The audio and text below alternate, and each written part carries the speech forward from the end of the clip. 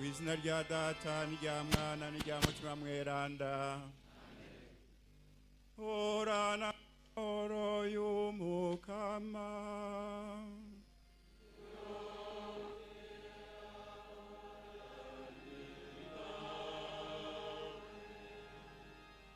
Bakunda Imana mwese, dusoma mu nkuru nziza ko wenyene yibwiriye abiwe ati nimunyegere mwebwe mwese muremerewe nanje nzobaruhurira. Uwo mutima niwe tuzanye tuje kwiganira Imana ibituremereye, amaganya n'ububabare dufise muri iki kiringo twabuze umukunzi wacu Patiri Amando Kana.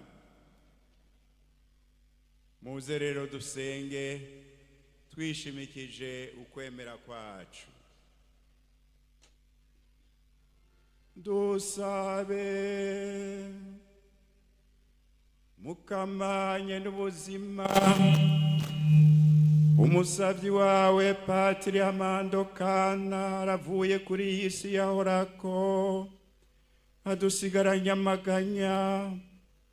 Dufashe rero tuze twame tumwibuka n'umwizero uko natwe uriko uradutegurira ubuzima buzokwamaho mu bwami bwawe, tubisabishije Yezu Kristo Mukama wacu.